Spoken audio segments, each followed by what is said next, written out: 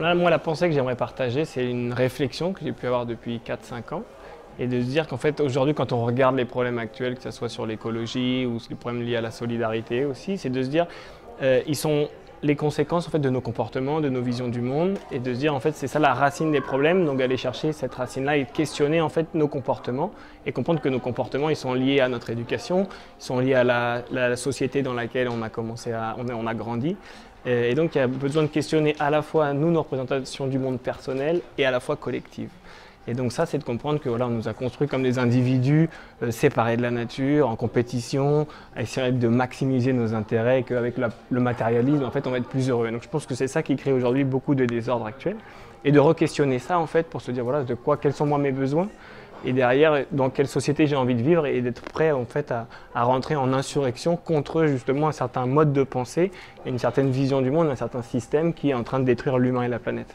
Et donc je pense que ça peut être fait aussi dans la douceur et de commencer à faire ce questionnement-là, en fait, dire pourquoi est-ce que je pense ce que je pense. Moi, si j'étais né au Tibet ou si j'étais né en Chine, je ne penserais pas la même chose que ce que je pense aujourd'hui. Et ce début de questionnement, en fait, je pense qu'il amène beaucoup plus de liberté, parce qu'on ne se rend pas compte qu'en fait, on réagit beaucoup, un peu comme des automates.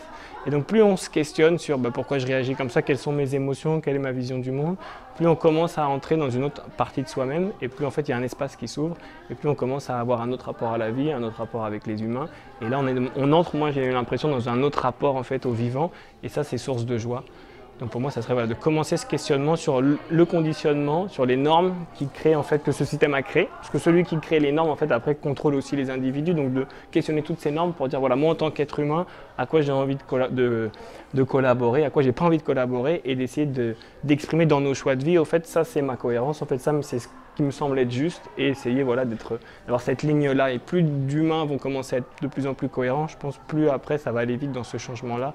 Donc de ne pas avoir peur de questionner voilà, sa vision du monde et de se débarrasser de toutes les projections, à la fois du système, à la fois de ses proches, pour essayer d'être plus libre en fait. Donc je pense que c'est gagner en liberté pour gagner après en cohérence et du coup en joie.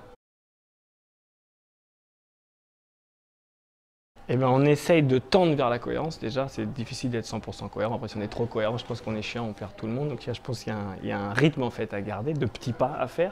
Moi ça a été de questionner, de me dire qu'est-ce que je mets en fait dans mon corps, en termes de nourriture, comment avec mon pouvoir d'achat je cautionne un système ou pas en fait. Je pense que c'est un des derniers leviers démocratiques, ça reste le pouvoir d'achat, donc qu'est-ce que je mets dans mon corps, qu'est-ce que je mets dans mon esprit, en termes d'images que je regarde, de programmes, de télévision, de publicité qui a tendance à violer mon inconscient. En fait, est-ce que je veux vraiment mettre voilà, mon énergie là-dedans, enfin laisser rentrer ça.